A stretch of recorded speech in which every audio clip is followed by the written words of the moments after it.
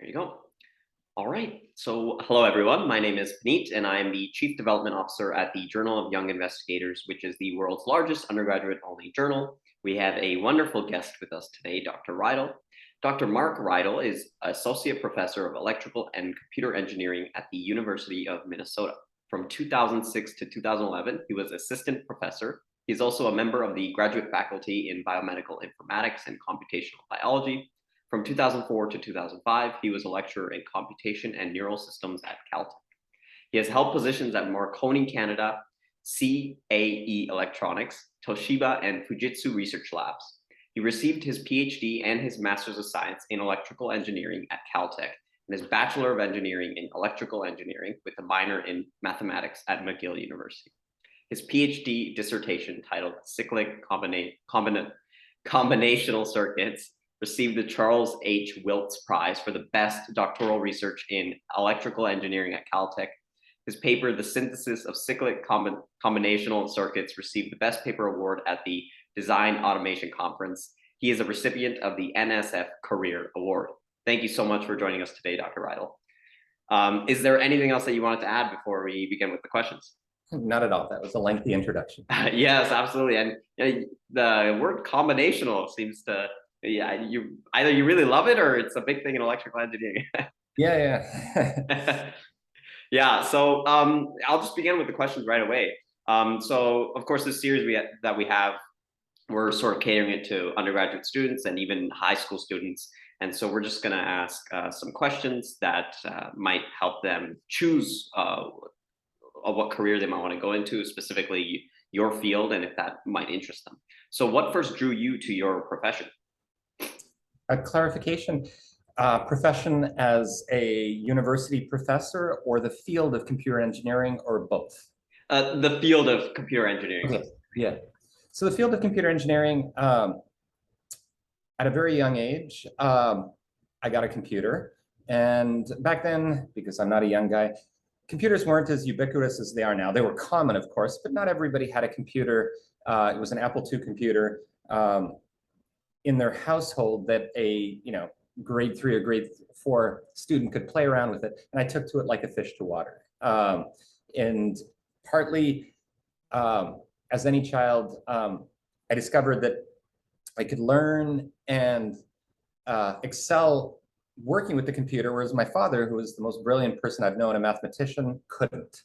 And so I think that I took to it partly because within 2 weeks, I was showing my father, who up until then had shown me everything that I ever knew. I was showing him everything about the computer. I really think that's where it started. And it is basically a lifelong love of the power of computers, interacting with computers, and details. I love ones and zeros. I love debugging. I love the detail-oriented aspect of the work. Yes. And, you sort of wear a few different hats in terms of fields, right? Because you do a lot of work with biomedical informatics and computational biology. So you sort of combine the two worlds, or the three worlds, I guess, depending on how you separate it. So how's that been like? Yeah, that's been very interesting because it's been gradual, but at least over the last 7 or 8 years, I've moved into the area of DNA computing, DNA storage, and more recently into applications of electronics and computer engineering to drug discovery. So quite a shift.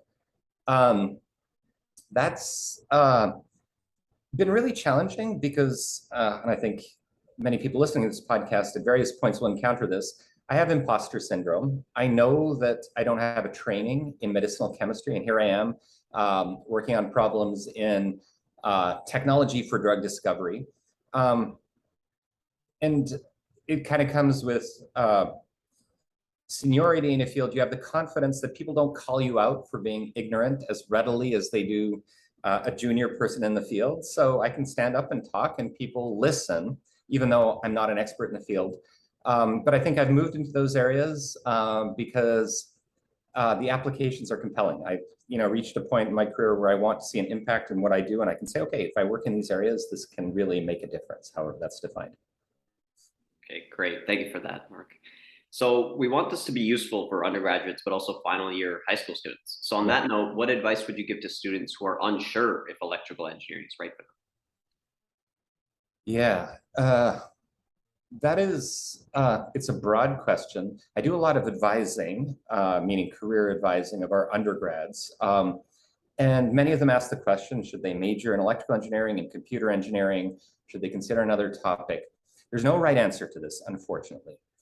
But in a sense, what should be comforting is that spanning the spectrum from mechanical engineering to biomedical engineering to electrical engineering to computer science to chemical engineering, all those options are to an approximation equivalent in terms of the career potential, because society is severely lacking in talent in those fields, and those fields are growing and expanding. So anybody who makes the argument that, oh, no, studying computer science is slightly better than studying mechanical engineering, it is the sort of thing that if there are huge Gaussian distributions in terms of the potential, you can argue about where those peaks are, where the salaries are, where the jobs are. But the individual variation is so great, and all of them are in the good portion of it, that the overlap among individuals. So the short answer is this. Within any of those fields, if you follow your gut as to what you really enjoy doing, you're probably making the right choice, because you're more likely to really excel in a field if you really enjoy doing it. And to some of the later questions, as I was thinking of these very briefly, this is the message that I like to give, that as a high school student, as an undergrad, and as you launch in your career, if you really enjoy the topic that you're working on, you've won the battle. And people who make career choices thinking, I should do this, but I don't really like it, are the people who lose that battle. All right, this is a vague answer. But Right. Yeah. I mean, sort of do what you like, right? So if you've had experience with it, I mean, one reason why we like to do this is there's so much out there that it's tough to have experience in things yeah, before you sort of jump into it. And and so maybe this sort of conversation can give a better picture for yeah, individuals. and I know you want crisp answers, but here's kind of a nugget of wisdom that I think I've acquired, that everybody, but particularly high school students, undergrads, you're forced to make a decision what to study before knowing what the field consists of. And there's no way around that. Like, you do have to make that decision. But your best guide is projects you've done or courses that you've taken, if you're honest with yourself, that you really enjoyed, is the best guide as to whether you'll enjoy studying further in that field, even though further studies in the field, you don't know what it's going to be like. An example is, do you enjoy doing math, or do you enjoy programming, or do you enjoy conceptual topics, or do you enjoy kind of policy making, thinking of the implication? Those are different, equally valuable skills, and you should be honest with yourself if you like one versus another. A lot of people imagine themselves liking a topic, but they actually like something else. So on a Sunday morning, when you have no deadlines, what do you get up and do? That's a good indication.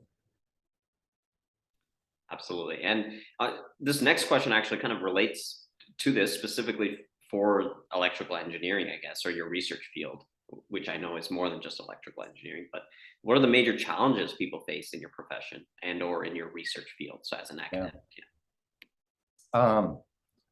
There is hyper specialization, which means that there's no more the notion that a person is very broadly trained in a set of topics, and then they're versatile enough to tackle an even broader range of topics. Very early on, you learn techniques and skills that are really quite narrow. And the biggest challenge is taking a step beyond the tiny fraction of stuff that you've learned in schooling and having the courage to just go out there and tackle something else. It's probably true for all fields of engineering that almost nothing that you learn in the 4 years as an undergrad feels at all relevant to what comes next. And you learn so much stuff. How is it you could spend 4 years learning stuff? The students who graduate, go off and work in industry, I have a good relationship with a lot of undergrads. I talk to them afterwards. They'll say, hey, Mark, great to see you. Yeah, it was a lot of fun doing these projects in your classes. And then if I ask them, oh, so have you used any of this? They'll say, nope, not at all, nothing, nope. And it feels demoralizing, but it's simply the truth. So the biggest challenge is developing the confidence to uh, apply for jobs, work on topics that aren't even remotely related to what you studied. Right. And I guess so at this point, then maybe you have someone who's interested in electrical engineering. They thought about some of the challenges and sort of what aspects of personality traits and that kind of thing would be required. But then if they're thinking about pathways and career options, I mean, we just talked about how today's like hyper specialization, right? And that kind of thing. So what are the pathways, career options after someone does an undergraduate, which is focused on electrical engineering? Yeah. Um, Really interesting question. Most undergrads um, consider working for relatively large companies when they graduate. That is the norm. And I'm talking about companies like Apple, Intel, Honeywell, Boeing, large companies. And that's what they imagine themselves doing. That's a relatively, well, I shouldn't say a small slice, but it's one slice of the work that gets done when you have such a degree. You could work for companies who um, aren't nominally electrical or computer engineering companies, but these days, if you go work for a company like Target, or if you go work for, uh, you know, uh, uh, even accounting firms, they invest very heavily in IT and in technology, and these days in machine learning and in computer science. So there are many other large companies, but there are also a whole range of small companies, and there are startups. And that ecosystem is the pathway that a lot of students have no exposure to, and it feels like they have no way to hook into. Um, and as hard as this is, really encourage students from their first year as an undergrad to be thinking about starting their own companies. And entrepreneurialism at different universities is emphasized better than others. At the bigger schools, it's emphasized less. And it's the elite private places, places like MIT, or out on the West Coast, places like Stanford, that students are exposed right from the beginning to those ideas. But where I'm at a place like Minnesota, it's a hardcore old school engineering program where they're not. Again, vague answers, but it's a hard question. Right. So, I mean, so you really would advocate for sort of that business entrepreneurial view for utilizing your degree. And And at the sorry. very least, as hard as it is in the 4 years when you're an undergrad, because there's not a lot of time, here's a rule of thumb, at least a quarter of your time, 25% of your time, you should be working on your own projects. So you should be trying to learn something for yourself and consciously choose something that's not immediately being taught in a course. You can go beyond a course, build something for yourself. Ask yourself, oh, wouldn't it be neat if there was a gizmo that did X, Y, and Z? Try to go out and build it. Because that gives you the confidence to do it. It is an entrepreneurial mindset. And if you go work for a big company, that's the skill set that is most useful. You're not building something that somebody else tells you to do. You're showing the initiative to build it yourself. The self-reliance on learning, building, tinkering, hacking, if you're in computer engineering, is, I say 25%. It's more important than the 75% you're learning at school. Right. So, for me, because I did a life sci degree, so Yeah. it makes like I'm sort of picking up on something. I just want to confirm. I think it's because it's that engineering degree that where you can really leverage it into an entrepreneurial building something kind of mindset, right? Is that sort of, am I on the right track there?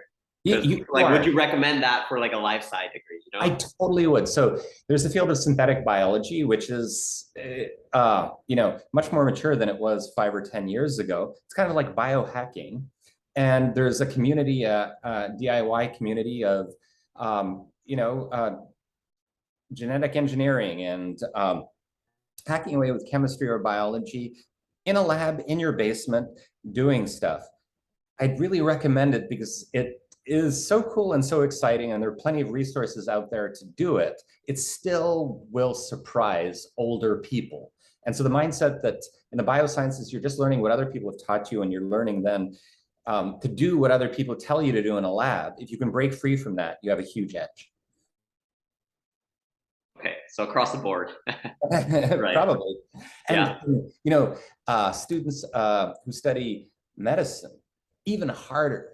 But some of the most exciting entrepreneurial activity these days are in med tech startups, and it is typically students who kind of come from biomed engineering, but the students who come from medical programs kind of have access to uh,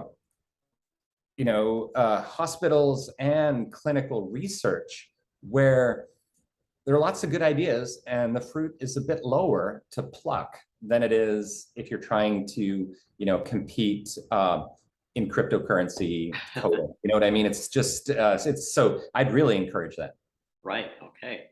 Yeah, definitely one of the more unique answers that we've gotten in terms of because usually you'd say, oh, master's, PhD, this or that, right? Business, entrepreneur side. I love it. Yeah.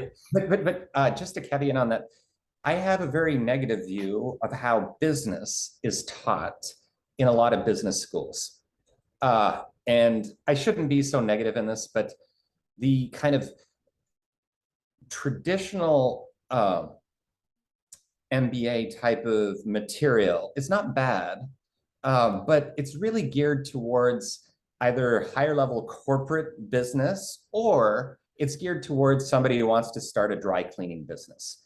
And the tech world, so a concrete piece of advice, people who are in any kind of tech fields for entrepreneurialism, take a look at what Paul Graham and what Y Combinator has. It's a large incubator organization. They have a tremendous amount of very concrete advice and videos on getting started.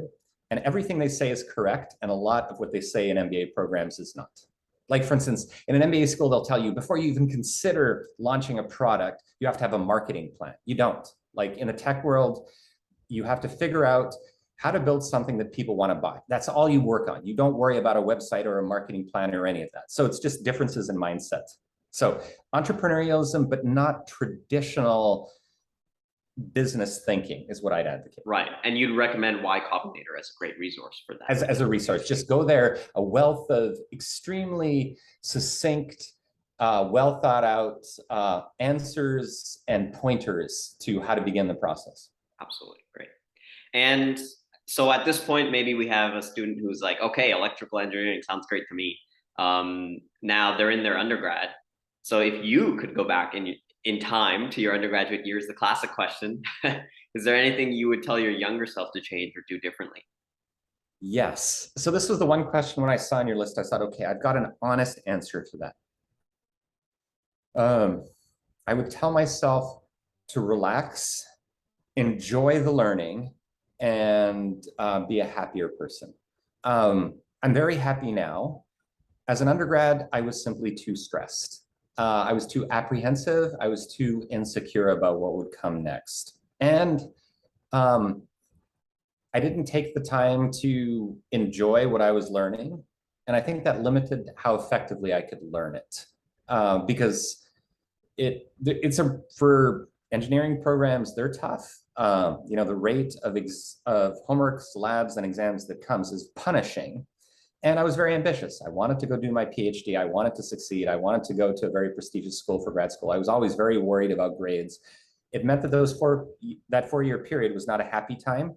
It could have been happy, and I would have succeeded even better. So my advice to students is, and lean into the technical part of it. Don't fret about how people evaluate you. Don't be political and kind of thinking, what should I study and where will it get me?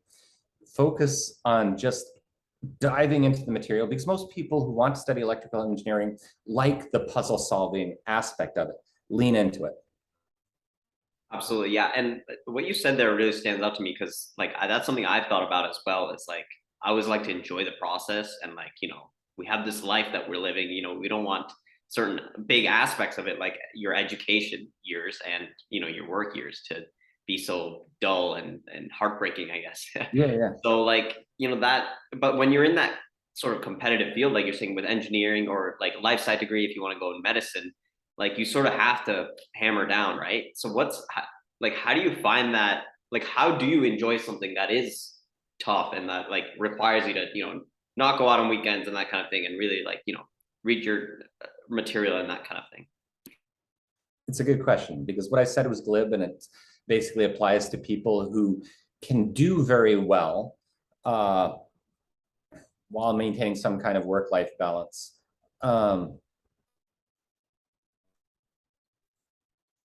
What I could change personally when I went back, I didn't get enough sleep because I was stressed. I didn't manage my time well, and that kind of contributed to a spiral. So now I'll sound like a school marm. If I could go back, I would attend every lecture. I missed a lot of lectures. I always had to catch up and always stay on top of the material that's coming because it's less work to learn the material as it's coming than to try to catch up in the end. And so you do have to make the sacrifice that you just have to devote yourself to stay on top of all the material. But especially for the motivated students, you know, don't hyper focus on whether what you're doing is good enough and let that start to eat away at you. Have the confidence that you're in a technical program, you have a technical brain, that's going to be hugely valuable. And what you're doing in that moment does not determine the whole course of your life. And if you realize that, and that with now the hindsight of being, 20 years since my undergrad, learning the material and learning to explore the material on your own, developing that confidence is a better predictor of whether that student's going to be hugely successful in the tech field than whether they're getting all A's or just a few A minuses. And this might be different than a field like medicine, whereas an undergrad, you don't get the GPA or you don't score on the MCAT, you don't get into med school. And you know this, you know that it's an either or. The tech field is such that when you graduate after 4 years, it's just the beginning. And if you get a job a week after you're hired for your first job, nobody will ever ask you what your grades were. So, and then a year into your first job, nobody's going to ask you what came before. And if you go on your second job, they're just going to care about, like, you really, it is wide open. And it's more of a meritocracy over the long haul than it is a judgment-based field. You really have to excel continually over the span of decades. It's not a question of here's a make or break it type of moment. And so, but it felt like that when I was there. I felt like if I didn't get into MIT, Stanford, Berkeley, or Caltech for grad school, my life was a failure. And it would have been just fine if I didn't, is my hindsight view. Right. Yeah. So I mean, the big thing that I'm taking from that is sort of take a time to build some perspective so that you can de-stress what you're doing now by understanding, like, oh, hey, little things like in the future, no one's going to be asking about this kind of stuff. It'll be what you're doing in the present that will really matter. And then secondly, ironically, putting yourself into the thick of things and putting in the work every day is going to allow you to de-stress and enjoy the process a little bit more. Would you agree with that sort of just a little summary? Completely. Just, this is kind of a very personal anecdote, but I remember there was a moment when I was studying basic circuits, the course, and I was sitting at the kitchen table reading the textbook, and I found myself enjoying the material as I was reading it. And then I told myself, okay, you can't do this, Mark. Like, this is not what you need to get an A in the course. You're trying to understand it at a deeper level. You don't have time for this. And I really regret that because I should have taken the time to do that aspect of it. That was not wasted time. And on that note, I guess with like just the different things that are out there, I mean, we already talked about Y Combinator before, but are there any resources that you would like to shout out that would help students progress and improve themselves? I mean, I'm thinking specifically in your field, of course, electrical engineering, but I mean, as we've already talked about broadly as well, if you want. So for example, like conferences, journals, websites, just things that can allow undergraduate students or even high school students to like sort of start immersing themselves into the world and seeing what's out there. Yeah. Conferences, journals, no. I would strongly discourage students from spending too much time trying to pick up the prestigious journals. Read those to the extent that, like you would a magazine that you take to the outhouse with you. You read them as long as it's interesting. The problem with the culture of publishing in academia is people publish for the sake of publishing. They don't publish really to disseminate information. The best advice from resources is to, and again, this applies quite narrowly to engineering. It's interesting what you said. This might not be applicable to other fields where you can't hack away at problems yourself. Now, when I say hacking away, older professors than myself might say, okay, Mark, what you're suggesting is that students learn how to get something working without understanding the deeper concepts. I kind of don't believe that's true, especially in computer engineering. You really do learn by building stuff yourself. And if there is a deeper concept that is needed, there are actually excellent resources out there that are not in conferences and journals. Take an example like encryption, or take an example like error correcting codes, where you'd want to understand how to write computer programs to obfuscate data. The best way to do this is to do this yourself, write programs to work on the encryption. And then when you come to math, and there is math involved, Wikipedia and similar pointers, even YouTube pointers on specific aspects, navigating that yourself at your own pace until you feel you understand it, is a better way to get this understanding than a traditional course. Computer science as a field, I predict, will be the first one, all of you, and this is for an audience of high school students, going to college in the US now is following an exponential cost increase curve that is unsustainable, that college can't continue getting more expensive at the rate that it is. I predict computer science is going to be the first place where it breaks, because more so than other disciplines, you can learn it yourself, and you can learn it more effectively in 4 years than you can through college. I'm coming as a computer engineering professor saying this. So it could be the place where some people decide, no, I'm not going to pay $500,000, which is, strangely enough, I have young kids, what it's predicted to cost to go to college by the time they're in, they're going to say no. And the learning yourself resources. So long-winded answer that starting from websites, blogs, even places like Reddit, where people answer questions, build something yourself, try to understand every concept by following the thread that you do on those kind of resources is the best way to learn many topics. Right. Okay. So yeah, just like away from it's interesting that you mentioned the conference and journal thing at the start, because that's something that I don't know if it's a new thing or not, but like something that I've been coming to terms with as well is that like a lot of research is not like wrong per se, but maybe the intentions behind so many publications out there is not what they used to be before, or maybe they never were. I don't know, but yeah, that was interesting to me because you peruse through swaths of research papers and that kind of thing, and at the end of the day, it's like, okay, it's just here to sort of pad the stats in a way, right? And a lot of it's like not even useful on some level, right? So that was interesting to me. Yeah, sorry, go ahead. No, just to follow up on that. Here's part of the problem, that in academia, people don't write journal papers or conference papers with the intention that they'll be read. Now, let me justify that statement. If somebody gives a presentation, a talk, a good speaker can really, in 30 minutes, take the audience from no exposure to a field to an appreciation of it, introducing the concepts. How do they do it? They start off by motivating it. They give examples. Sometimes the examples are simplified versions of the problems. Then from there, they extrapolate. They take you along. A good textbook can do the same. Papers are not written that way. They're written in a sense to kind of, it's almost like a legal defense of the ideas in there, where a whole bunch of references, you try to justify from the beginning why you're writing this, why this work is novel, why it's not duplicating it, but you're writing it for people who are already experts in the field, even experts in the subspecialization, probably your immediate competitors who will otherwise try to take it apart. And that's the paper. Very, very ineffective way to communicate information. So that's why, like in my fields, IEEE is the professional organization.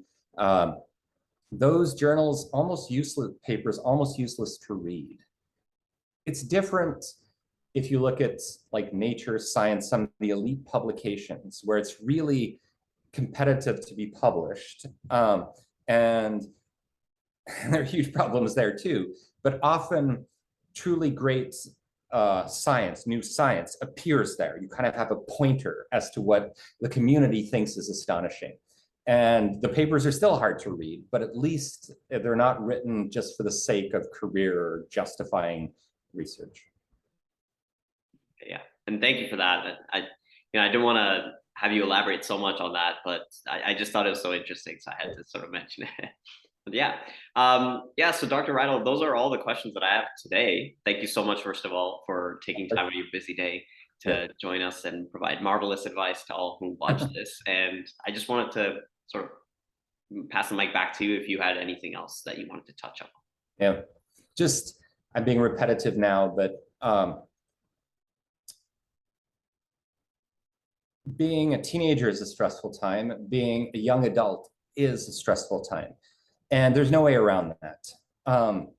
But I do feel that the stress that the culture of university imposes upon people is not productive. And just because it's the way that it's always been done or been done for decades doesn't mean it's right. And somebody who can navigate the stress, and there's life stress during that period of life too, but if you can navigate the stress that the system puts on you, is somebody who's more likely to succeed. And it's worthwhile enjoying the process just for the sake of enjoying it. And so the best advice to people who are techie or tech oriented is at least take some time to enjoy what you're doing. And have the confidence to know that because there's a selective pressure and people in the tech fields are people who more or less all of them are technically capable.